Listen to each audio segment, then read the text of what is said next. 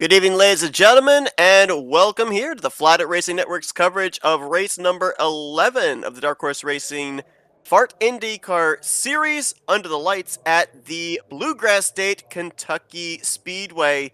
This is the race that's going to set the table for the double points season finale race next week at Indianapolis. I'm Seth Cole, and he survived the terror of Daytona last week. Matthew Rodriguez joining me up in the booth here tonight. And Matt, down this home stretch, this isn't a sprint by any means, 150 laps, 225 miles, but of the last 6 races, this is the shortest race. So tonight, I think it's going to be all about execution. We had that changing of the guard last week. Taylor Jordan, who's been a race-winning machine, 4 wins in the last 7 races, now 19 points up on the consistent Eric Schaus. 2-horse race between those two. Are both of them eyeing this racetrack here tonight as a must-win?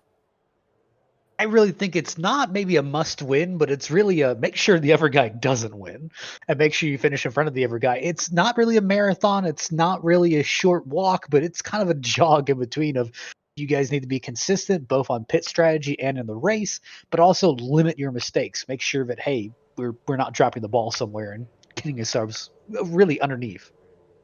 Another 10 drivers in the field here tonight as well, several of them looking for their first win. Only 2 races left, and some of them looking at that 0 in the win column, wanting to remedy that. You talk about the fact here tonight of, minimize mistakes, try and do a little bit better than your opponent for the top 2. Obviously, that's got to be the case, I think, for a lot of these other guys, too, is watching a number of drivers in practice, practicing green flag pit stops potentially. That could be a key factor into the outcome of this race if we tend towards green flag runs. Would watch on pit exit. Really, where you're seeing the cars right here is like a little bit of a bump when you exit pit road, and then you have to keep it all the way tucked up to that wall. You can't get up above the track until that back straightaway. And that access road is a lot sharper and a lot bumpier than you may think. Taylor Jordan, not only a race-winning machine, but a pole-winning machine, captures his 4th pole on the season here tonight. You saw there the drivers that took time. 12 drivers going to take the green flag here this evening. 150 laps of racing. I think the fuel window is going to be somewhere, if it's indicative of our other 1.5 races, about 40 to 45 laps for these drivers, and pretty fairly good banking, especially over here in 3 and 4, so we may end up seeing some pretty good tire wear near late in the run, which may end up that right front's going to be baked. could be making those late race moves a little bit risky. Be interesting to see that during the course of tonight's event, but here we go. Lights out on the iRacing pace truck, makes the dive onto pit lane, and Taylor Jordan, Matt Wagner are going to get us underway here tonight in the penultimate race of the season at Kentucky. And Jordan's really been hitting his stride here in the last few weeks. I mean, nothing has seemed to phase him really.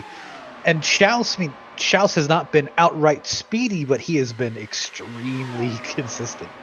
Very consistent. Now remember too, for Eric Schaus tonight, it may be a case of minimize the damage or at least keep the gap stationary. Mentioned 19 points, but recall next week when we get to Indianapolis, it is a double points race. So every position that you pick up, it's doubled the amount that you gain. And so 19 points, while in some series might seem like it might be insurmountable, like the championship is already wrapped up, that's minuscule going into a double points race, especially when you consider the fact that they're running a full distance Indianapolis 500 type race there. So a lot of moving chess pieces during the course of that one.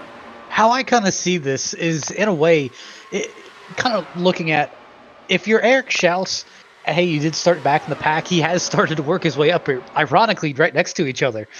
But, hey, Taylor Jordan's running on some speed. I mean, he's been fast the entire season. It's a matter of time before he finally decides, hey, it's go time. I want to be up there.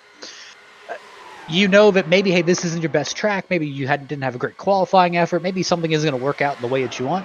Best thing you could do, run your race. Run your strategy. Don't try and beat the other guy and then force yourself into an error. I mean, you can control what you can control, and what you can't, just don't wreck the car. See Charles Teed back in the field here tonight. Former winner this season at the mile-and-a-half Homestead Miami Speedway, so looking for his second win on the season. And Will Roberts taking the lead there in the number 31.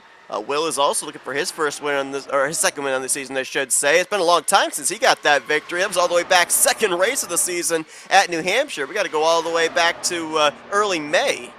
Yeah, man, strolled into the series, got a win, was feeling great about himself, but then the next 5 weeks happened, and suddenly not feeling too great, but I think he can get right back up there.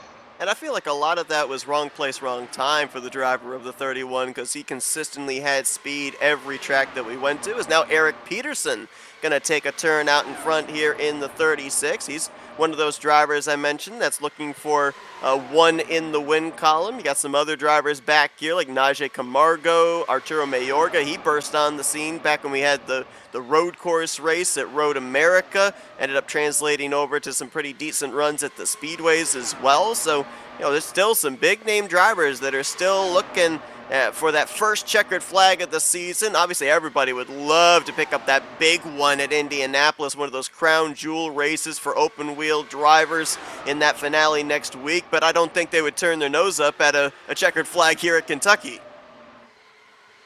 Yeah, I mean, it's one of those things where, hey, we're late in the season. Maybe it's kind of too little too late for your points chances. I don't really know if you're going to clinch championship this year. But, hey, one in the win column is always better than nothing.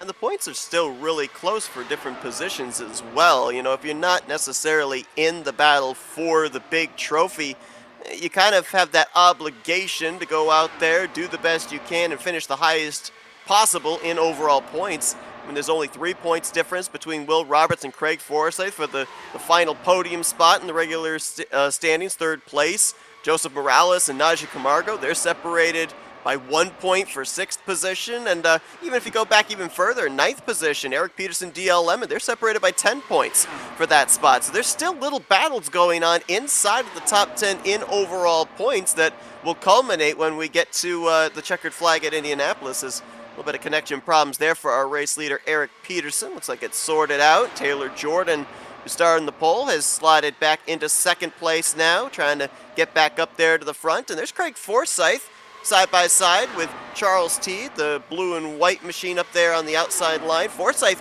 former winner this season. We didn't get to see his checkered flag at Motegi. Weren't able to broadcast that race, but our passports didn't get approved. They didn't, unfortunately. Yeah.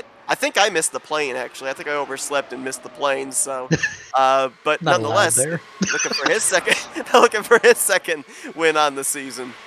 And really, I think Craig has gotten his feet under him the last few weeks where, I mean, you could tell he was fast and he was a little bit caught out on the car a bit for the beginning of the season, but he's really kind of reined it back in. And you could tell that kind of last season form is coming back. Maybe not in that same dominant stance, but you could tell that Forsyth is still home. And 13 laps under our belt, still a long ways to go, but with a smaller field tonight, you kind of got a possible feeling this race could trend green flag for a majority, if not the entirety of it. You talk about the comfort level increasing for Craig Forsyth with this R11 car. Those type of races, you'll remember in the past when it came down to pit strategy, fuel strategy, what have you, Craig Forsyth always seemed to make it work to his benefit. Yeah, and realistically, what you're kind of finding here, and what at least I've noticed last week, and what I've kind of found, goodness, what I've kind of found from talking to other drivers is some people really love how these cars drive, and they love how they feel, and maybe dirty air doesn't affect them too heavily, or maybe they feel like it doesn't affect them that much, and then you have the crowd that, man, I absolutely hate running these things. I mean, yeah, they sound cool, but they suck to drive, so on and so forth. It's kind of that balancing act of trying to make sure it's, hey, this is something that we really want to do versus, hey, this is something that I really strive in. This is a good car.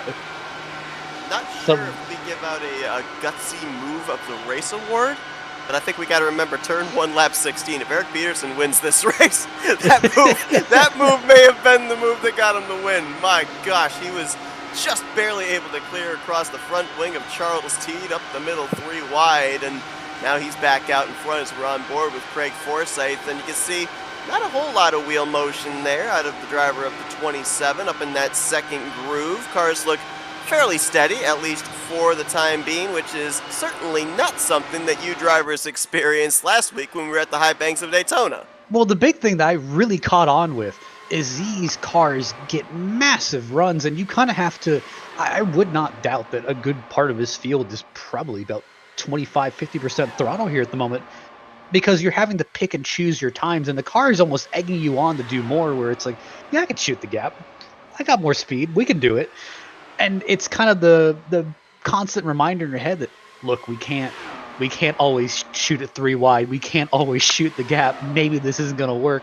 Hey, we need to save fuel. We need to save tires. I mean, just various different things running through your mind of, hey, we need to do this, and this, where you kind of have to almost police yourself in that way, where you just cannot fully go out. And it's crazy to think because if I'm not mistaken, maybe I'm not remembering this entirely correctly, but I believe last week when you guys were running at Daytona, you guys topped out around 235. I just saw Charles T, the race leader, he topped out going into turn 3 at 245. They're running even faster here at Kentucky than they did last week at a 2.5-mile super speedway. I think we were running about 240, 250. Okay, so right around the same mark. I don't know. I didn't have time to look at the speedometer. I just knew I was going fast. Too much going on to look at the track. I knew I was going fast. That's the thing. Well, Eric Schaus going fast. Oh! Whoa! Into the wall there off of 2 as Peterson almost came down to Forsythe. Good save there by driver 36, but the 72 of Eric Schaus up here to the front. Going to look to the outside of Charles Teed. Now, this is a little bit different from what we've seen the last couple of weeks out of Eric Schaus. You know, we've talked to him, I think it was a couple of weeks ago when he finished on the podium. And he said, you know, I kind of wanted to lay in wait, preserve the faster pair, stay around until the end. Now, being second in the point standings, maybe that's kind of changed his race strategy here tonight to be a little bit more aggressive, get up there to that clean air, and lead some laps. I mean, I think one thing is like, hey, at least getting your 1 lap led, make sure you get that bonus point. But yeah. The next part is, I mean, look, you know that you've seen Taylor Jordan pretty much just completely walk in him and just walk the field with some of these restarts, and you have that in the back of your mind of, look, this is a possibility that could happen. So instead of just kind of sitting and waiting and maybe expecting it, just saying, hey, I'm going to take a more proactive approach. If I'm around drivers that I know, where I know Schaus, he knows Teed, he knows Peterson, he knows all of these guys up front, and he's very comfortable with some of these guys up front. Where if, let's say, maybe it was for example, Joseph Morales, Camargo, maybe Roberts, Wagner, maybe some guys he hasn't raced with in a while. I think he would be a little bit more shy to kind of take that aggressive approach. You see Eric Schaus currently holds tied for the second fastest lap turned here tonight. Fastest lap currently Nate Fields at a 22.190, and mentioned about the fact that there is a difference in banking here at Kentucky from 1 and 2 over to 3 and 4. A little bit more banking over in 3 and 4. We saw Peterson get wide off of turn 2, get that outside wall. The lap after that, I noticed both Craig Forsythe and Taylor Jordan getting up close to that green safer barrier. So is that necessarily maybe going to be the trouble spot? Because you talked about how these tires at right front going to be screaming with that lower banking off of 2. Maybe that's where the push-up and that wall kind of creeps up on you here during the course of these long runs. Yeah, I could really see tagging the wall out of 2 and 4, just trying to maximize that exit and just catching it just a little bit, or maybe just draft kind of carries you into it. Same thing, like I could see easily the right front kind of getting overworked here, maybe even the right rear a little bit with how I'm kind of seeing some of these cars enter the turns. But what I'm more concerned about, and again, as the long run goes on, and we've seen it time and time again, is that fuel cell. As the fuel starts to run down, is that back end going to really start stepping out? We're about possibly 15 laps away, maybe 10 to 15 laps away from when these drivers will have to start thinking about getting onto pit road. Is Teed back to the point, Schaus in second, and Peterson third. The last time they crossed the start-finish line. 30 laps about to be complete. All 12 drivers still running, about 2 3/10 seconds separating those top 12. I notice a couple of drivers have, they're kind of riding at the back there. They've broken off a little bit from the pack. Matt Wagner in the 3, DL Lemon in the 08, though they both are still in draft. I don't know if they maybe had some struggles during the course of the last couple of laps and are now starting to work their way back up, or if they're kind of preserving their stuff here. I don't know. Is that possible to be able to preserve that right front? You can, but I will openly admit that I'm not skilled enough to know how to do it. How about Nate Fields? Seen him the last couple of weeks. He's had some struggles trying to get used to not only the car, but get used to the field here and the driver's racing tendencies. But he started this race, if I'm not mistaken, shotgun on the field, and he has worked his way now up to second place. Slowly, methodically, has made his way up into the podium. Good showing tonight. Maybe this is his breakout race. Yeah, it looks like he started P9 and really has worked his way up the field. And like I said, I think you touched on it earlier, fastest lap, I really think he's just kind of practicing coming through the field, trying to figure out how he's going to gain all those spaces. Yeah, I think we saw him make his debut. I think it was back at Texas Motor Speedway back in mid-July. Was running into some issues in that race with the handling of the race car, and then last week we didn't really get to see what Nate Fields could bring to the table at Daytona. He was dealing with a bunch of connection problems and never was really able to get out into a pack, but good job right there, working his way up there, up to second place. He's now starting to drift back a little bit, now back in a battle for fifth with Arturo Mayorga as teed back to the front. Taylor Jordan now back up here to second. Kind of been a little bit of a rubber band or a conveyor belt here tonight for pretty much every driver in the field. They worked their way up towards the front, then they fade back a little bit, and then they worked their way back up to the front again. A little bit of contact in the back of the field by, it looks like, Mayorga and actually Nate Fields. A little bit of contact in the back straightaway. Charles teed right up across his front wing there through 3 and 4. Trying to look, see if there's any visible damage on the 05, the 4D racewear machine. Don't see anything there. There's a little side to side contact maybe there between It another looked driver. almost on the wheels, but I could have swore it almost tagged the front wing. But these cars are durable. They are indeed. Taylor Jordan trying to hold off Eric Peterson, and in turn trying to swing around the outside of the 5 of Charles Teed. You notice the 5 is not running right down there on that yellow line through 3 and 4. I'm not necessarily certain that he can. I would think that that car would get really, really tight. He's able to run it down here in 1 and 2, but again, not nearly quite as much banking as there is over in 3 and 4, so it might make that a little bit easier of a task. I will say, he was about a half groove, almost a full groove off the bottom through 3 and 4. I'm really noticing a difference in the styles between Teed and Taylor Jordan. Teed, I mean, he is on that bottom. He is constantly almost seesawing the wheel, a little bit back and forth, trying to make sure it can hug that bottom line. But when I was looking at Taylor Jordan, he was really taking that aggressively high line. He's turning it a lot sharper to the turns. I almost noticed him almost shifting down, trying to get a better exit. Yep, and we were just actually on board right here with Taylor Jordan, right on cue. Saw him downshift from 7th to 6th on corner exit there. And he's turning way more aggressively. What does that gain you? Because I don't necessarily... 7th gear we know is a draft gear. It's the high gear, but like, does it give you a better launch off the corner being in a lower gear, lower RPMs? Normally, yes, but with how the gear ratios are here, I just don't see that much of an advantage. Yeah. Well, I said, Jordan's approach is a lot stranger than I'm used to seeing, because I've usually always been taught of minimal inputs, or hey, we're going to do a quick, corrective input, but we're not going to turn sharply into the corner because we don't want to burn our tires. But he's taking a lot more of an aggressive turning approach, but it's really working for him. And it's 43 laps in, where obviously it has not punished the tires that much. So maybe he's onto something. Nearing that lap 45 mark, around where we're used to seeing drivers in the past here this season at the 1.5 miles, diving onto pit road. So we'll keep an eye on anybody maybe making that dive off of turn 4. Eric Schaus, Nate Fields. Uh-oh, got a couple of cars that just disappeared right there. Fields and I think that was Schaus both. I think half our top 4 was missing on the back straightaway. They've both reappeared now. Fields into second, Jordan into third.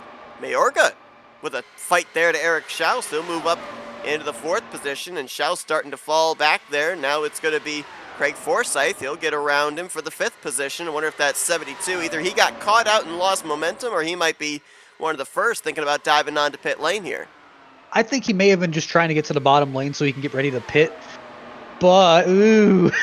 And that's one of the things that I will say, these cars, they're absolutely awesome at, and they absolutely infuriate the next driver, which is how much of a run they're able to gain off of some of these corners where, hey, if you're trying to set yourself up for a different entry, hey, suddenly you have a car to your inside where you thought you had room. Charles Teed, the race that he won earlier on this season. We're going to see how many laps he led in that one. He ended up leading 23 laps. That's the second most that he led this season. The week before he led 35 laps en route to a 4th place finish at Auto Club, and then he led 21 laps at his last start a couple of weeks ago at Motegi. So in the last 4 starts, he's led a good chunk of laps and leading quite a number of laps here tonight as well at Kentucky. As a matter of fact, every single one of those races I just mentioned, aside from Motegi, he ended up finishing up inside of the top 4 at least. So good things seem to come to the 5 car when he's out in front and leading a chunk of the distance. And I'm noticing he's really still able to maintain that bottom lane even after 50 laps. I mean, this kind of puts in perspective where I'm really wondering how much that right front is suffering, even if at all.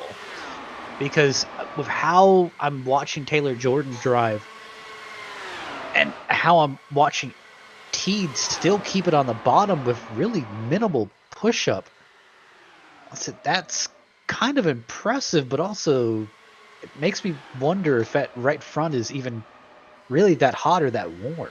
Ooh, you saw right there, though, he got looked like a combination of tight on entry and then a little loose as he tried to overcorrect it going into turn 1. But, kind of almost reminds me of somebody, and Teed has obviously raced against him here under the Dark Horse Racing banner. 1.5-mile racetrack, holding down right on the bottom.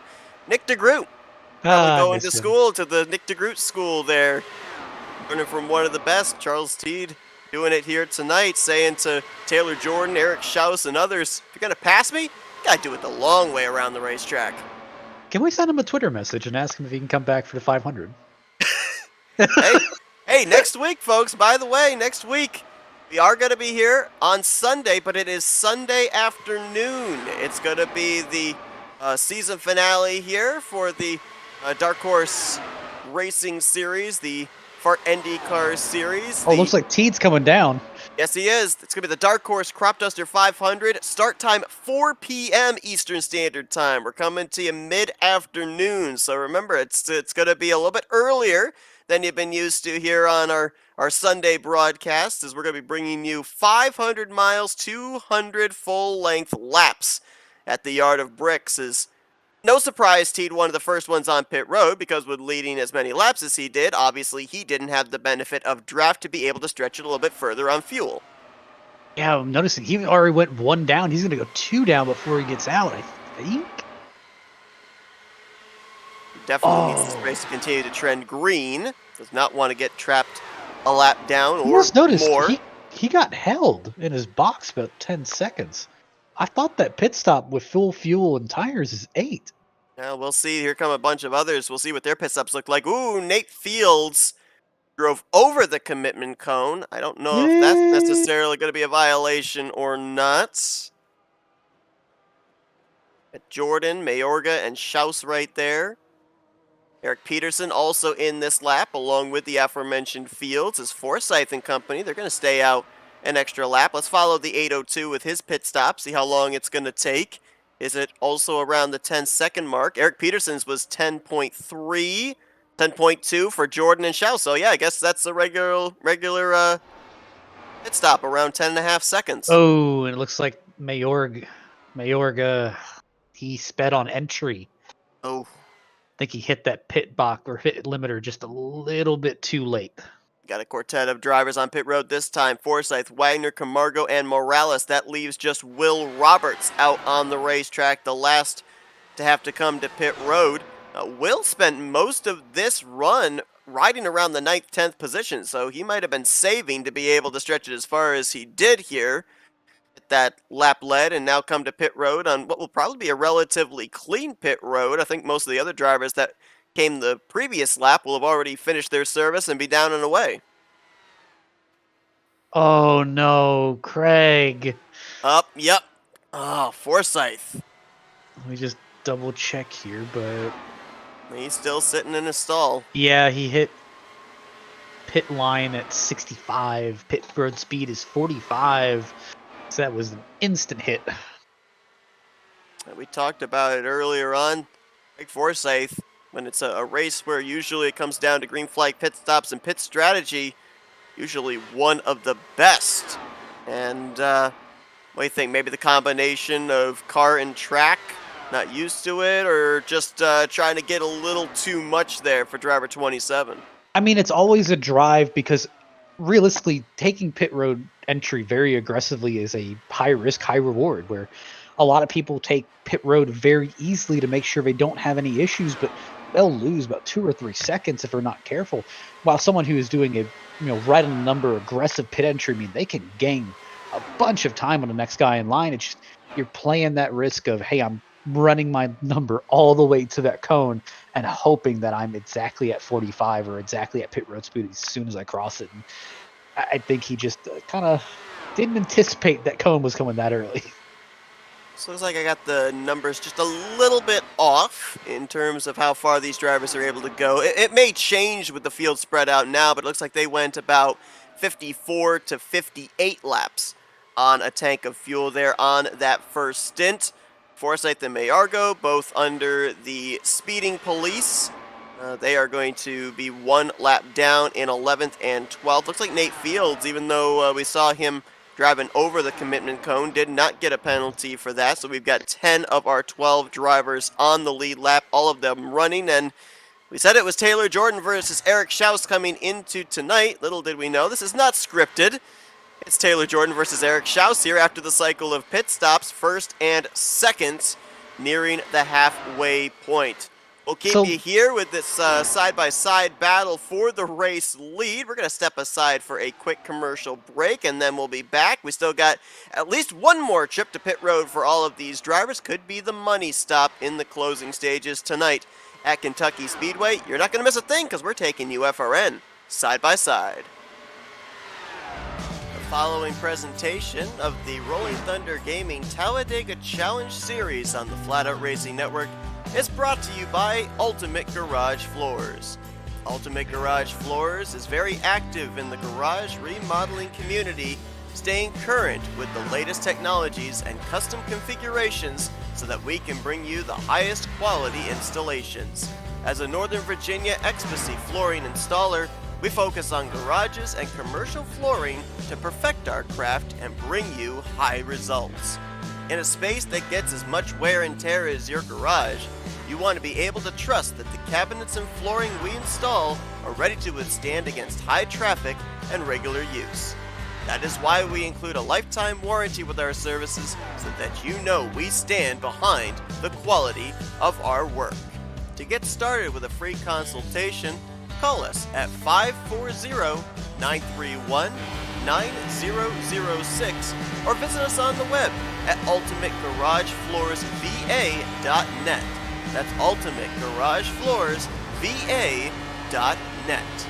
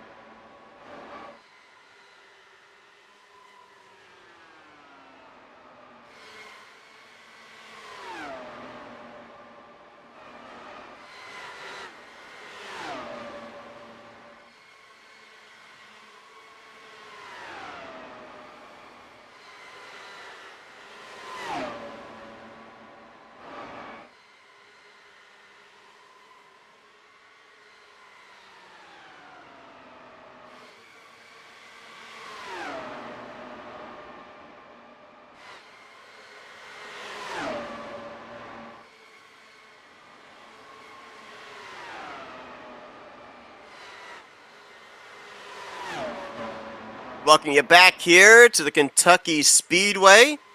Nearly halfway home here tonight in the next to last race of the season for the F.A.R.T NDCar Series under the Dark Horse Racing Series banner. Taylor Jordan, Eric Schaus, we were watching in the side-by-side. They've now caught a group of 3 cars, including Arturo Mayorga, Nate Fields, and I believe that is also Craig Forsyth. Both Mayorga and Forsyth currently 1 lap down and in danger of falling a 2nd lap down. Now, while these 2 were catching these 3, 3rd place on back, they've been doing some pretty good work as well because they were running about 3.5 seconds behind the top duo, and they've cut it down to about 2.5 seconds. Teed and Peterson and Wagner all kind of doing that slingshot that we saw you guys doing last week at Daytona, and we've seen done at most of the 2-mile racetracks this season, trying to see if they can close up and make it a 3, 4, 5 car fight for the race lead. And you can do it, but you just have to be methodical about it. And realistically, you have to be able to just say, look, we're going to end up losing some laps, going to end up gaining some laps, but as long as we just keep doing it back and forth, and we make sure that we're communicating, we'll be up there in no time. Like Mayorga and Nate Fields, they both have gotten passed by race leader Taylor Jordan, so Fields -1. He'd be in the free pass position should we get a caution. We've yet to see one since the drop of the green flag, and right now Mayorga 2 laps down. Forsyth was fighting to try and keep Taylor Jordan behind him, and now he has to adhere as well, and he will fall a 2nd lap down. Of course, if you just joined us, both Forsyth and Mayorga getting hit by a speeding penalty on pit road during our first round of green flag pit stops. And we still got at least one more pit stop that these drivers are going to have to make. And you were bringing up an interesting strategy possibility if you're any one of these top 2 drivers here in Jordan or Schaus in regards to that final pit stop, Matt. Yeah, and what I was kind of looking at was Taylor Jordan and Eric Schaus, where what I'm really in the normal mindset of is I would rather be the following car trying to save, trying to save as much fuel as possible. And then try to, stretch it out as far as possible, trying to get your best lap strategy. But my thought is they pitted with about like 58, 59, 60-ish. If I can at least make it another 50 laps on my base fuel tank without actually having to draft any or having to do anything else, I would rather be the lead car, lead those laps, get the bonus points. Then I would rather just come in early, take the undercut, go out for a few more laps, trying to take advantage on maybe a lead, or if I have another lap car or someone I can draft off of. Use that advantage, and then, hey, Eric Schaus or Taylor Jordan, whoever's behind me who's been following me, hey, they have to go further to make that work. I'd say I think it's a little bit of a moot point now with all the lap cars around them, but again, it's one of the things to kind of keep in mind where I don't think staying out longer is going to help you here. Yeah, if you were looking for that undercut right when the fuel window opens, potential to make it the rest of the way, you'd be considering coming to pit road somewhere in the next 15 to 20 laps. You're absolutely going to have to come to pit road somewhere around 40 to go. That'd be around 55 laps on this tank of fuel, and obviously during that first run we ended up having, I think, around at the most 2.2 seconds from the leader back to 12th place. Everybody was in a big pack. Obviously we've got now about 2 or 3 different packs scattered around the racetrack. Actually, now that second group has reeled in this first group consisting of the 3 lap cars and the 2 race leaders. So Charles Teed, Eric Peterson, Matt Wagner, Will Roberts, mission accomplished for them. The lap times, though, with what we saw, and the fuel consumption would have been a little bit greater there before they caught up to them, so wouldn't be able to quite stretch it as far on this stint as they were on the first stint. But now this is going to be interesting because you've still got those 3 lap machines all intermingled in there, proverbial X factors, proverbial drafting partners, or slingshot ease to be able to utilize in trying to make passes up here inside of the top 5. I mean, lap cars, in my opinion, is kind of a blessing and a curse. It's a blessing because, hey, if you're trying to catch up to the lead pack, you need someone in that intermediate. And hey, I'm never going to complain for free drafting help. But when you're up there, or if you're to lead cars, you're trying to shoo them away. Like, get away, don't let them come back up here. And more or less, hey, I'm on the lead lap, let me by. And it's just another one of those cars that you have to kind of fight your way around and you're not expecting. I'm gonna try and see how much of a process it is to get slingshot ease coined as a phrase. Well, you look right here, watch with the 5 of Charles Teed, and you can visibly see, if you watch especially the left front tire, watch going down here into turn 3, and watch how there's that little bit of slide up. You can visibly see the car sliding up the groove right there, very loose on the exit of turn number 4, almost as if the car is floating. So working that wheel, working these tires is Charles Teed. He put in a lot of effort along with another 2 or 3 drivers to get up here to this lead pack. He's led the most laps here tonight. He's trying to see if he can lead the most important one, that final lap here tonight, to pick up his 2nd win on the season. But we talked here tonight about execution. This is the shortest of the final 6 races on the season. 225 miles. I think of the last 6, the next lowest was 226 miles, 226 and a half at Texas. Tonight was going to be all about execution. Smaller field, likelihood of green flag pit stops. We've already seen 2 drivers that have been penalized due to being a little aggressive on pit road. Now, one of them, Craig Forsyth, was up there in our top 5 when that pit stop cycle began. If you're any of these other guys up here, like a Teed, Jordan, Schaus, Peterson, have been up inside of the top 5, top 3 all night long, you got to rein it back a little bit, right, on this final pit stop? Or do you just kind of throw caution to the wind and say, you know what, I'm doing exactly the same thing that I did on the first pit stop and hope that it doesn't come back to bite me? If I'm everyone but Eric Schaus and Taylor Jordan, I'm risking it. If I'm those off. 2, I'd think about it. Taylor Jordan, Eric Schaus, right now 2nd and 4th, respectively. Both drivers have led laps. There are other bonus points that are given out during the course of the race. No incident points. You end up getting bonus points for that. Fastest lap of the race, that driver ends up getting bonus points. I believe last I checked, I think it was Craig Forsyth had the fastest lap of the race, and now that I check in again, it's Charles Teed, our race leader, 22.039. A couple of drivers have eclipsed the 22.0s. Same can be said for Najee Camargo with an 07 and Eric Peterson with an 08. You know, I'm still looking here, and the lap times absolutely kind of just blow my mind that we're running almost 22 seconds a lap. And Seth, you'll be very familiar with this. What is the NASCAR qualifying record at Bristol? What do you think the lap time is? At Bristol? Oh, gosh. Actually not familiar with that. I would say probably like in the 15, 16 second range. 14.5. Oh, okay. 528. They're running about 7 seconds off the pace, but again, let's put in perspective. Bristol is a half mile. This is a mile and a half. Yep.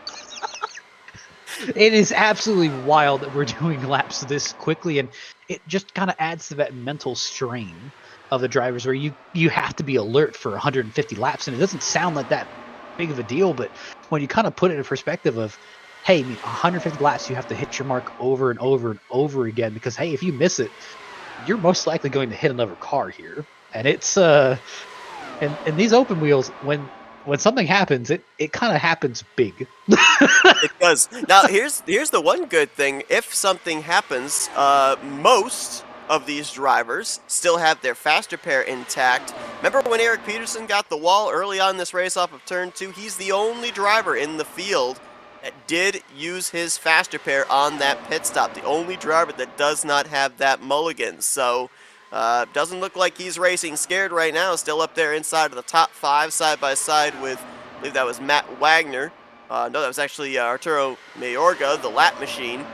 But that might be something to kind of keep an eye on here during the closing stages if we end up starting to see the aggressive level kick up even more and maybe some sheet metal get torn up.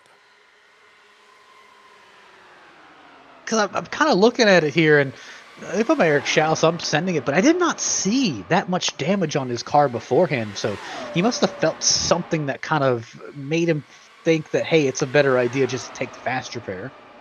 Oh, no, it wasn't Schaus. It was Peterson. Peterson took the fast repair. Remember when he got off into the wall, off a 2? Yeah, I saw him get into the wall, but I looked at the right side of his car. Nothing was pushed in, no damage on the underbody. It looked fine, but obviously something obviously wasn't fine there. Charles Teed continuing to show the way. Here comes Taylor Jordan, charging back up on that outside line. It's ahead of Eric Schaus there. Point standings, obviously, for open wheel racing, entirely different than stock car racing. The 1.1 position type racing, entirely different here in this series. If I remember correctly, I think it's 5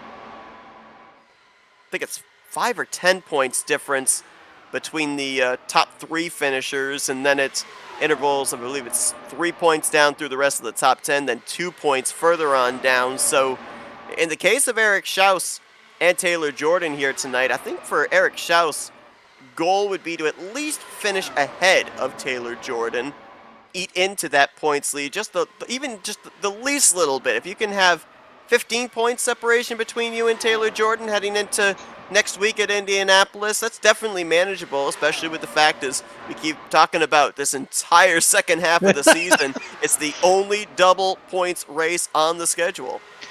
The big thing that I really want to point out here, when we had it, I believe it was last season between Forsyth and Rick Ravon, where Yes. Ravon really shot himself in the foot just because, I mean, I think he got way too caught up in the moment, and he ended up almost driving above his head, or driving really above what he needed to. He started pushing when he didn't need to, just trying to get that advantage on Forsyth. And that's really what doomed him, where it led him into either mistakes or something happening. And the big thing is you got to look at it and say, hey, as long as he finishes the race, it doesn't matter if he finishes behind, maybe 1 or 2 spots behind Taylor Jordan, or Taylor Jordan finishes 1 or 2 spots behind Schaus. They still get enough points where, hey, you're still in it for the last race. Oh! My goodness! Wow, that was close there for Teed as Arturo Mayorga comes flying into pit road along Did with he the speed? 5. I think he did. I'm pretty sure this is going to be the second speeding penalty handed out to the 12 car. Oh, Uh, and he gets into Teed on pit road. He driving through the pit stalls there, including Mayorga's car. That's DL11 that just completed his service as well. This is around when we expected that final pit stop. Nobody utilized your undercut strategy, unfortunately. oh, he got a little bit squirrely on exit, but still Peterson. got out there. Taylor Jordan is in. Whoa, did he get it wound down? Man, he locked up those tires. That thing nearly snapped around on him. He was 25 degrees to Uh, the left there for a moment. I don't know. He hit the line at 58, but he did slide to about 30-ish, so Trying to average it out. Here comes Eric Schaus onto pit road. He's going to lock him up there. Ooh, both of our championship contenders playing with fire. Very aggressive on pit road uh-oh. entry. We'll see if they're both Schaus, okay. Schaus entered at 72. I think Schaus is getting the speeding penalty. Did they get him woed up enough? That is the big question. As Matt Wagner, Will Roberts, they stay out. So Peterson got a speeding penalty. Taylor Jordan somehow didn't get a speeding penalty. Yep, he's down and away. Schaus is... Got a speeding penalty. Oh, yep. And this is what we're really talking about, where, hey, it's playing a very big game of risk versus reward. And Taylor Jordan played the game, I think, a little bit better here, because, yeah, he did come into the pit road at 58, but he slowed it all the way down to about 25, where it was still within that gap where he could average it out, where it wasn't going to hit him with a penalty. But Schaus came in about 30-ish miles above the speed limit, which, unfortunately... Oh! Who was that missing pit road there? Is that, I believe that was Najee Camargo.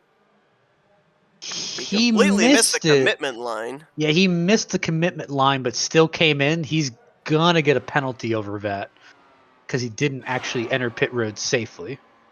Wagner, we saw, came down pit road, and Will Roberts, he stayed out the longest on the first cycle of pit stops, so he will be the last one to complete what should be the final cycle of pit stops here tonight at Kentucky.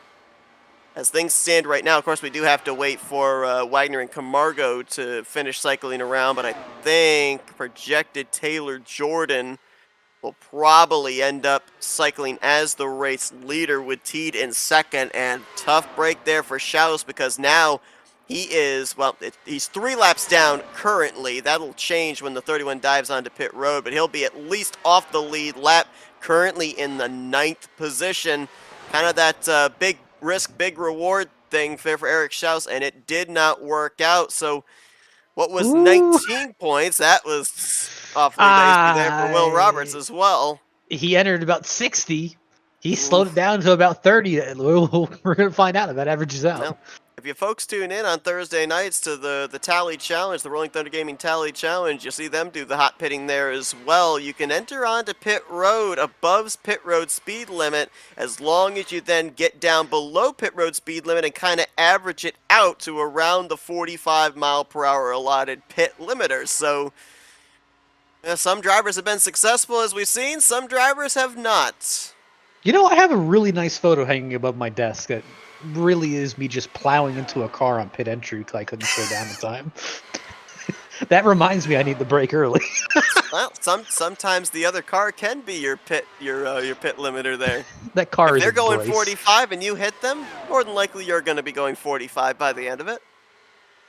I mean, if you're lucky, you don't get a pit road speeding penalty. The guy in front of you does.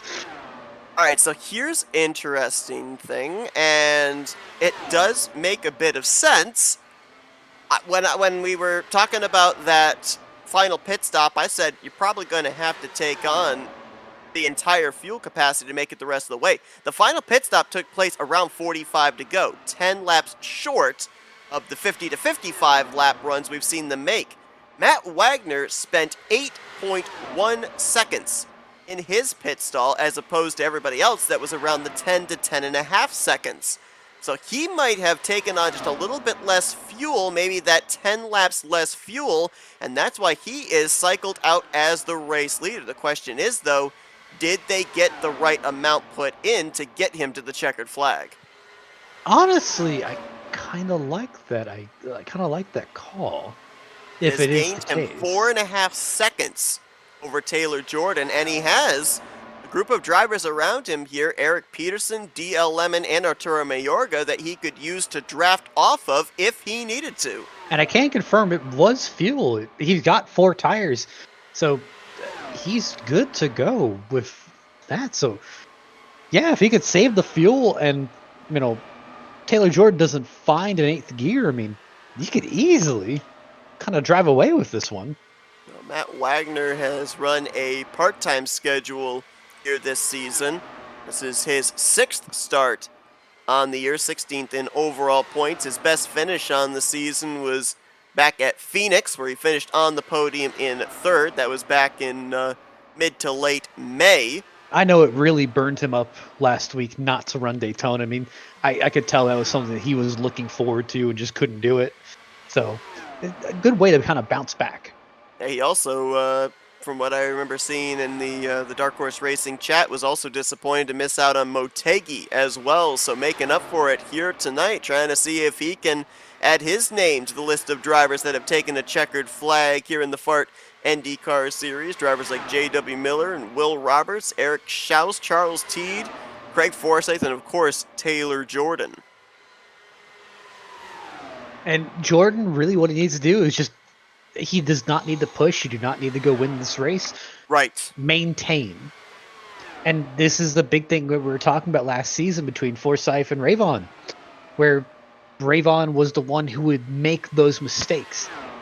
And Forsyth, well, he was Forsyth. He made sure that he didn't make the same mistake in return. And that's really what let him start to walk away, where he didn't really have to worry about it. As of right now, not including bonus points for laps led or getting the bonus points for no incidents or anything like that, if we're just looking at points that are handed out per position, if Taylor Jordan finishes where he's at, he's going to net 40 points here tonight.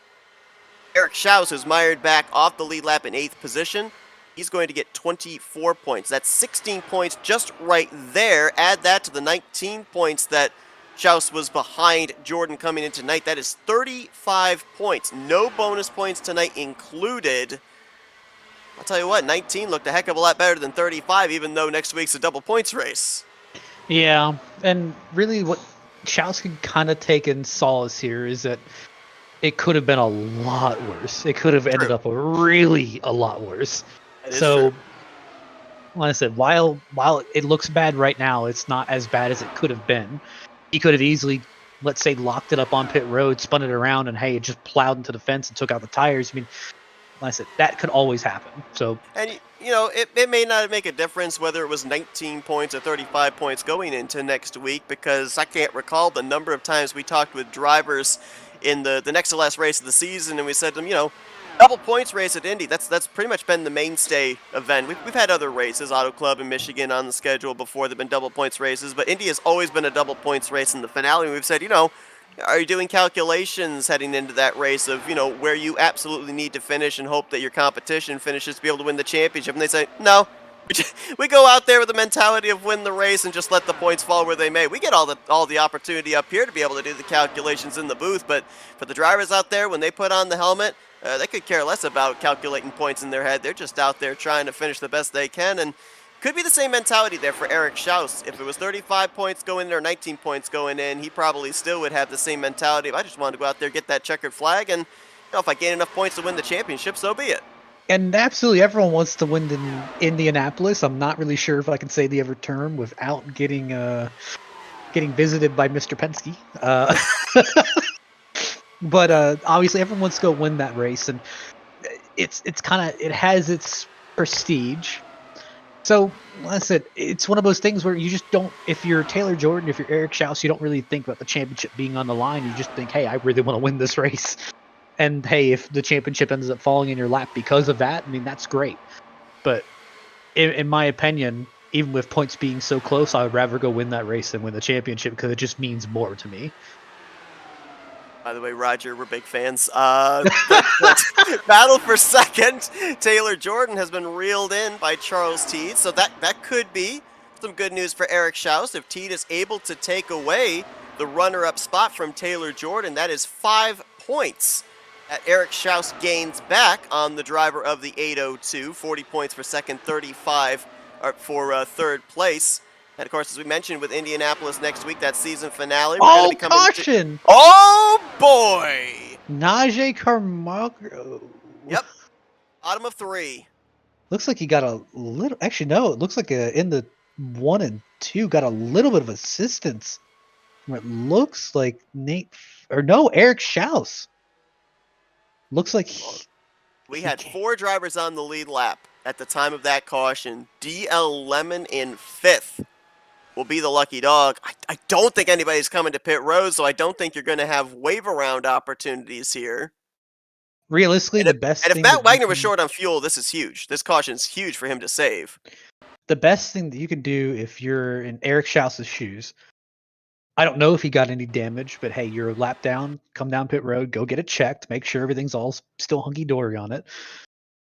But feel free to go get new tires, maybe put a little bit extra fuel in the car, make the back end a little bit weighed down.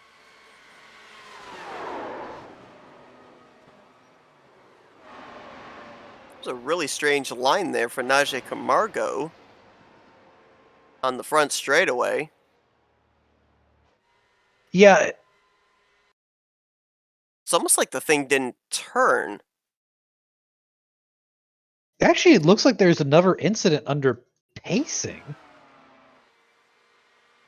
Take a look at it again here. Is there... No, there's no contact. Oh, no! There's another incident under pacing. It involves DL Lemon and Joseph Morales. Or not Joseph Morales, Taylor Jordan. See if we can find that. There's some damage on the suspension of Jordan's car. What in the I world believe is this is going it on? right here. I think he gassed up and lost the back end. But man, Yep. Oh, wow. Up there in the marbles. You can visibly see the marbles up there. No grip. yeah, Those I think tires would have he. been warm from the run, would have, as they're cooling down, picked up those marbles up there, and as he gassed it up, thing just snaps around straight into Taylor Jordan. I mean, But I've looked at the suspension on Jordan's car. It's definitely pushed in. fast repair worthy, do you think? It's gonna be fast repair report worthy because, like I said, he needs. Yeah, he went in and got it fixed, but like I said, his wheel was pointing all the way to the right just to go This is, straight. So this is on board with Taylor Jordan. Just slowing up for the pace car, and watch right here, you'll see on the right side of your screen, bam! DL Lemon into his right side, and like I said, boy, he tried his best to make sure it could keep going as is, but like I yeah, you said, see him shaking the wheel there, seeing what the suspension is. if he stayed out like that, he was already going to be in a world of pain. So he made the smart move, came down, and like I said, this is what we call situational awareness. Don't get angry. Don't start screaming. There's 5 cars on the lead lap. You're one of those 5 cars. Go down, get your fast repair, come right back out. Hey, congratulations, it's still P5. Yep. And hey, Schaus is still P7. Schaus going to be one lap down, it looks like, along with DL Lemon, who I believe, based off of scoring when they got to the line, would have been the lucky dog, but with the incident there under caution, forfeited the free pass position, and instead Will Roberts is going to be the 5th driver on the lead lap via the free pass. So Wagner, Teed, Jordan, Morales, Roberts. Those are the 5 drivers here that are going to be on the lead lap. And boy, this caution changes a lot, because not only with what we just saw take place there, the reason for the caution, and then what happened there after the yellow flag was waving, it kind of brings things a little bit closer again between our 2 championship drivers, but also this restart's going to be in the vicinity of less than 15 to go, probably about 13, 12 to go maybe, when we get the green flag once again. Uh, the checkered flag from this point on is going to pretty much be on the line. We may not be done with yellow flags, even though we ran the first 130 laps completely under green. And don't forget, we still have, I believe, the 2 green white checkers kind of sitting in the bank. Yep. But what I'm kind of looking at here is, if you're Eric Schaus, you got a mission. You got to get past DL Lemon, and you got to make sure you're as high up as possible to avoid whatever wreck's coming, so you get that lap back. Now, like I said, you can go get it the hard way, and you can go drive by the leaders, but you just got to make sure that you are first car lap down, just in case anything happens. If you're if you're Taylor Jordan, you just kind of sit there and you cross your fingers, hoping that nothing else happens. And especially, I would take it a little bit easier now, not now knowing I don't have that fast repair anymore. I said you kind of have to play it a little bit more conservatively, because if something happens, congratulations, now Eric Schaus is in the best position possible, and you're out of the race. Single file restarts, lap cars, they intermingle with the lead lap cars. So you see your race leader, Matt Wagner, you got to go back to the 5th running car in line. That is 2nd place Charles Teed. You've got some lap machines of Peterson and Craig Forsyth, DL Lemon in between the 3 and the 5. So big advantage for Matt Wagner here on I'm this looking at restart. DL Lemon's car. That thing is not straight. That thing's front not wing pointing is straight. Yeah, that front wing is The car pretty is mangled. crabbing. Is his wheel straight? Do not know. This will be very interesting for drivers behind him on this restart, as Wagner, green flag in the air. Boy, he waited as long as he could there to the end of the restart zone. Charles Teed was on it though. He's already passed 2 of the lap cars. Now going to try and get by Eric Peterson to get up there to Matt Wagner. Now, here's where I kind of ask you the question: is running that lighter fuel load going to come back and bite Matt Wagner now? Yeah, maybe. It could very well. I mean, Matt Wagner, this is the first time, at least on a restart or up at the front on a short spurt, that he has been out in that clean air. For the most part, he's kind of been riding on that first and second stint. The pit strategy got him out in front. He was probably the last one that wanted to see that caution, to be perfectly honest. He had it pretty well in hand, and look at that. Teed swings around the outside, and he's going to go back to the point. It looks like DL Lemon's really off the pace. I'm not really sure why he didn't come in and fix that damage, but like I said, I think that car is crabbing down the straightaways. Like it has suspension damage. And DL Lemon does have a faster pair still available. I believe up to this point, 5 drivers have used their mulligan, including Taylor Jordan, Craig Forsyth, Eric Peterson, Nate Fields, and Najee Camargo have all used their faster pair at this point in time. If you're Eric Schaus 10 to go, you are screaming for somebody to bring out a caution because he is in the lucky dog position, and Taylor Jordan is picking up some spots up to 3rd, and he's looking at the top 2. Like I said, this is the point where you're crossing your fingers hoping that everything plays out in your favor, but unfortunately, he's just going to have to kind of wait and see.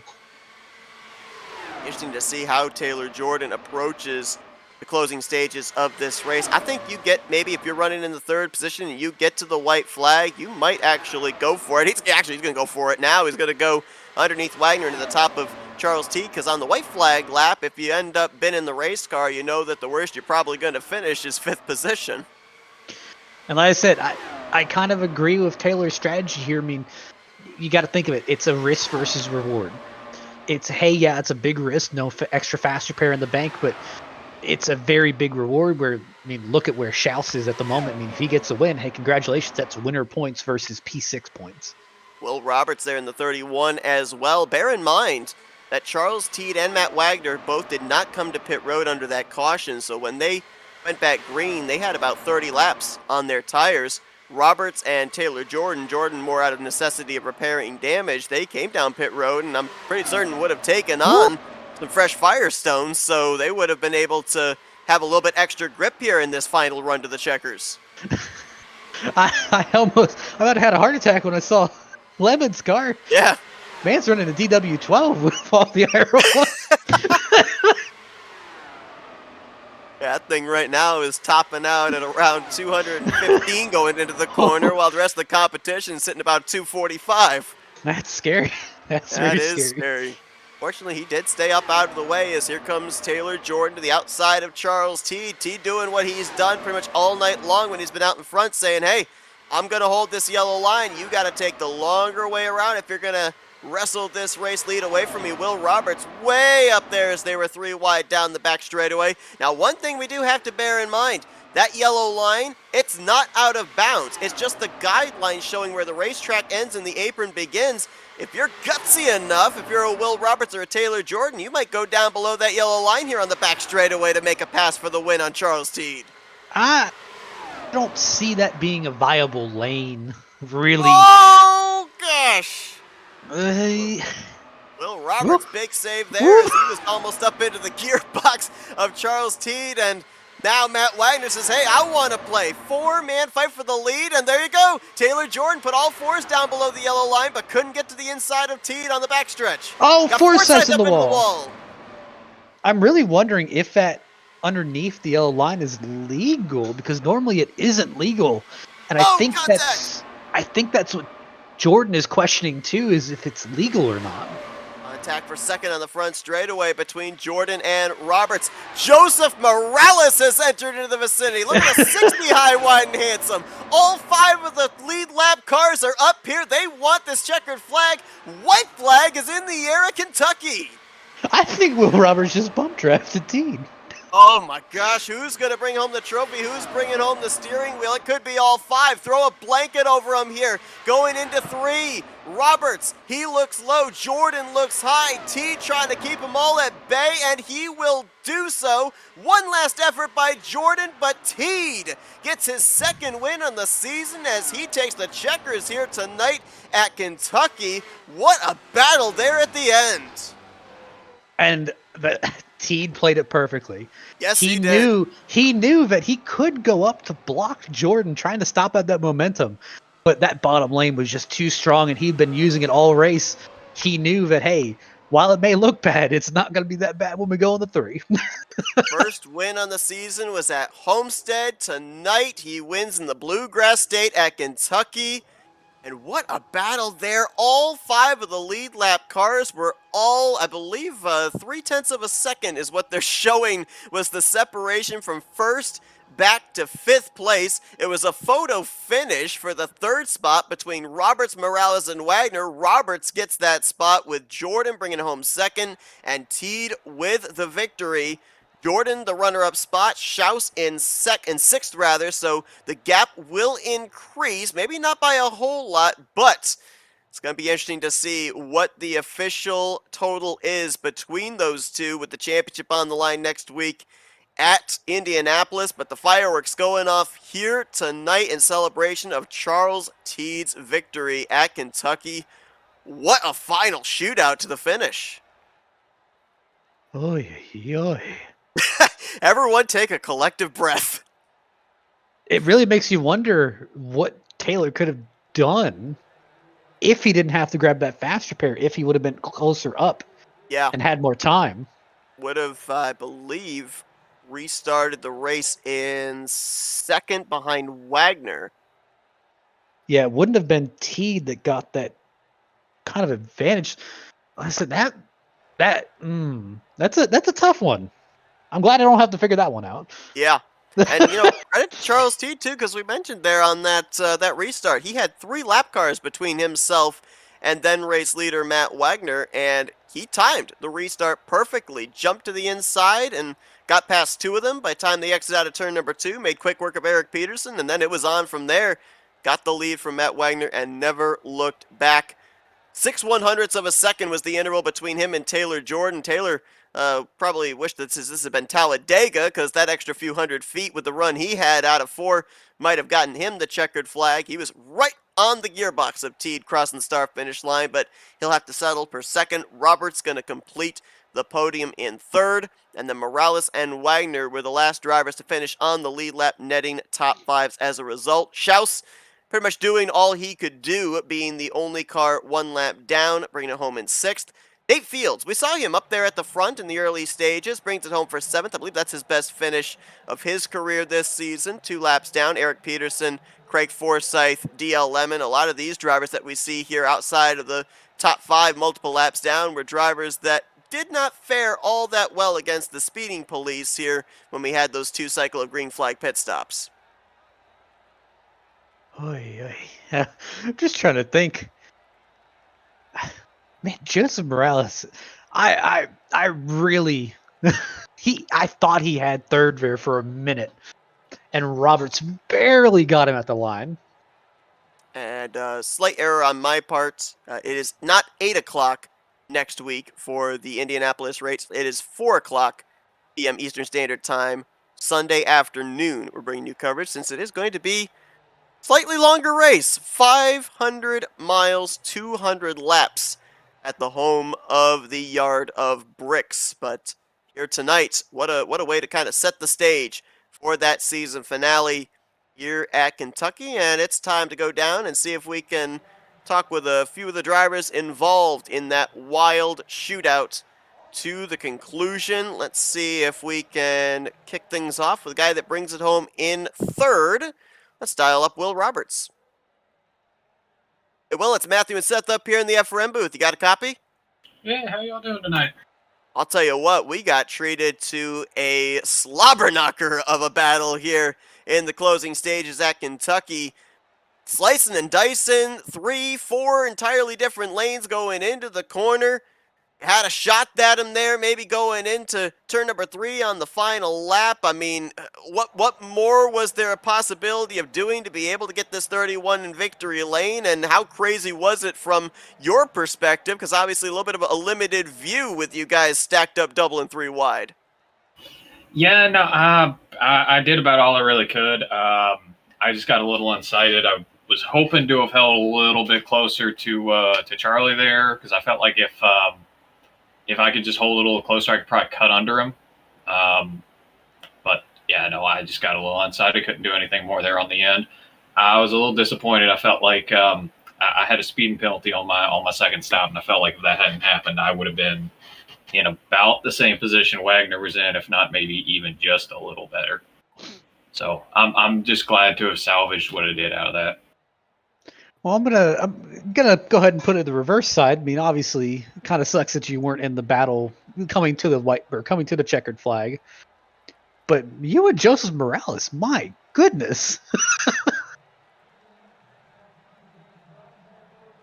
Wait, what? Oh, did you not realize that Morales is on your outside? Oh, they're at the checkers. Yeah. Yeah, no. No, I was focused on just holding the draft there, and then I got a little. What happened after the flag? Because I about recreated the Dario's wreck from like 15 years ago, where he didn't realize the checkers were out and like vaulted over whoever's in front of him. Yeah, I didn't catch Taylor slowing up as much as he was, so that immediately got my focus. So, well, obviously, the victory earlier on this season at Phoenix, close to getting the checkered flag here tonight, but I mean, next week, it's the big one. It's the season finale, Indianapolis Motor Speedway, full-length race, 200 laps. I mean, how excited are you for that one? I'm definitely excited. I've done some testing around IMS and the speeds that we're carrying there. Ari Lyondike has nothing on the speeds that we're going to be hitting next week. I'm excited. I think it's going to be a good race. I'm interested to see how the setup, how the configuration goes. If it's going to be super packed up, or if we're going to be able to spread out a little bit more, make it a little bit more of a driver's race like Motegi was. It's kind of my hope, but either way, IMS. I'm always excited to go to IMS.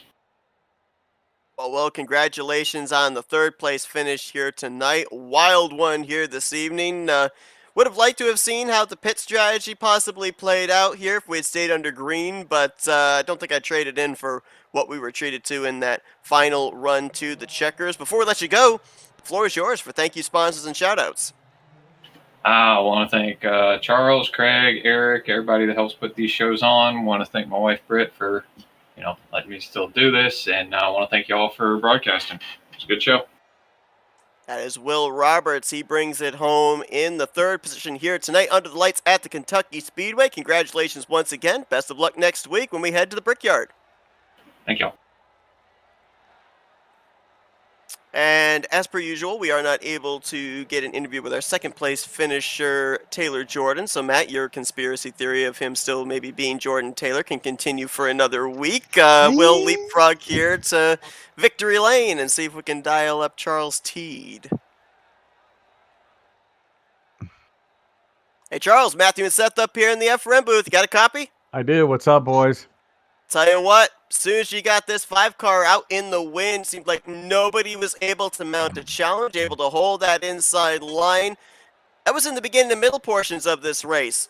You have a shootout here in the closing stage. You have 3 lap machines between yourself and Matt Wagner, but you were on it on that restart. I mean, talk about that final run to the checkers, because you had them hounding you behind, left, right. You had to block all sorts of different lanes. Yeah, I think I was unbelievably fortunate because I'm not anywhere near as good at pit stops as most of these guys. So I would have to race back up to catch up with them. I think I was very fortunate with that last caution because Matt had the thing in the bag. I actually feel bad for Matt. He had great pace. He's not as used to running as these cars as some of us are this year. I think he lifted a little bit too much into 3 that allowed me to stay alongside of him and get him. And I don't think he realized how difficult it was to pass for the lead. So really, really fortunate. But I've had so many times over the years where I've had a car to win and didn't. So I'll definitely take it tonight. I mean, that was a fast group in the front. And you're exactly right. At the very end there, it was bananas with the cars diving below. I had to protect the bottom all the way around, but I also had to get wide enough so I could not have to lift and get the power off of 4 so they wouldn't get a run on me into 1. So yeah, it was a lot of fun. So I've got to ask, how much wear were you seeing on that right front tire? I never looked, to be honest with you. I should have. Craig might be on par with me as bad as tire saving as I am. I never looked, but it got loose at the very end. I love a loose car, so it was just a little bit loose in the last 5 to 10 laps. But I was just telling them in the other channel, if this thing would have ran another 10 laps and it would have started to break loose, that's when these are really fun to drive. It wasn't quite there yet. So super, super lucky. Will was coming up behind me with new tires, and he was one of the few that could diamond off of 4 and get back under. He did it in practice to me, so I was very concerned that he might do it in the race. But they were busy. It was a beehive right behind me. So a multi-win season now heading into the finale at Indianapolis Motor Speedway. Obviously some good momentum here tonight heading into that race. So, Yep. thoughts about maybe getting a three-peat here this season, maybe get that big one in Indianapolis next week. I would love it. I have a feeling we'll have some of the bigger names come out and run with us too. I would be surprised if we don't have like Nick DeGroot, kind of some of the guys that are really, really good. And again, it comes down to pit stops. And to go in the lead and come out 2 seconds behind, that's really, really painful. And that's all me. With real life, it's hard for me to get any practice. And, these young bucks are very tough and very, very good 9 times out of 10. Joust sped. I think there were several that sped into the pits that really helped me. So we'll take it. Sometimes the tortoise and the hare, the tortoise gets the win. Well, we were talking here tonight with you having that ability of holding the bottom, seemed very Nick DeGroot-esque, so job well done. You pick up the Thank checker you. flag here tonight. Enjoy the victory, but before we let you go and continue your celebration, the floor is yours for thank you sponsors and shoutouts. Yeah, so first and foremost, I want to thank you guys for doing such a great job. 40 Racewear, want to thank them. That's an unbelievable comment. There's no way that I belong in the same breath as Nick DeGroot, but we'll take it. I really like anyone that's listening or watching this stream. If you want to come run with us, we'd love to have you. We got one more race. We'll start back up again. We want to get this field back up to 20 cars. That's kind of a combination between a Cup car and an Indy car with the way they drive. So I think people have a lot of fun with them, and we can broadcast them without getting in trouble with Indy cars. So hopefully some more folks will come out and run with us. Just really, really appreciate it. For the last, really since COVID, you guys have been fantastic. And really made this league for us. So I genuinely thank both of you. You're both great people and really appreciate you doing the broadcast. Well, we appreciate you guys. Thanks for putting on a great show for us here tonight. And congratulations on the victory here at Kentucky. Go enjoy it in preparation for next week at Indianapolis. Thank you so much, gentlemen. Have a good evening. And that's going to conclude our coverage here tonight. Points have been calculated. 33 points. The gap between Taylor Jordan versus Eric Schaus going into next week.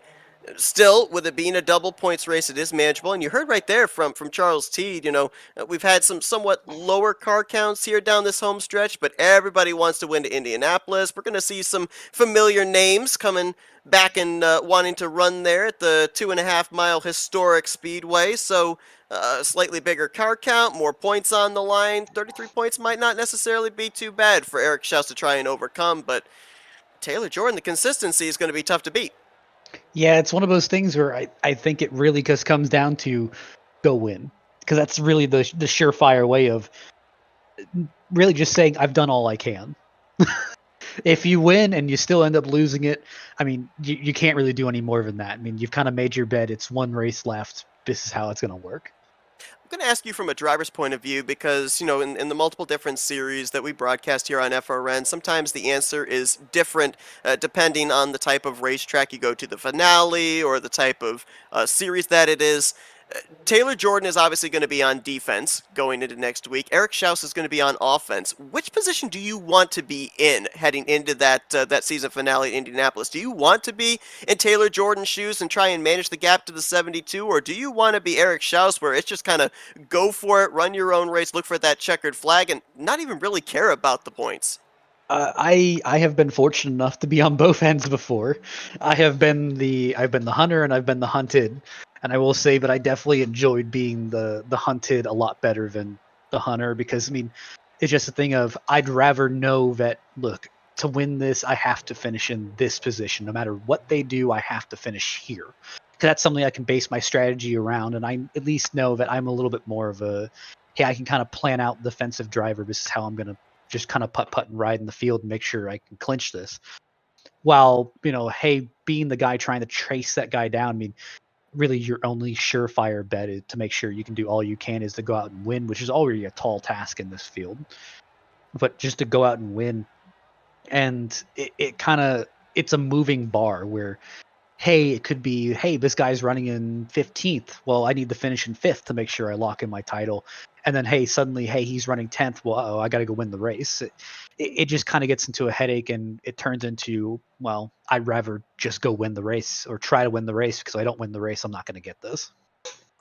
Well, tonight was one of our shorter races of the season. Next week, it is the longest race of the season, 500 miles, 200 laps, the full length at Indianapolis Motor Speedway. But the goal will still be the same, execution, because we've seen many a time in the Indy 500 races that we broadcasted here for Dark Horse Racing Series, race wins have been gained and lost based off of execution on pit road or the timing of taking a run, maybe making a risky move, double wide or three wide, going into one of those corners. It's a very technical racetrack, is Indianapolis Motor Speedway, so going to be really interesting to see how these drivers handle it for that final checkered flag on the season, and of course double points on the line as well.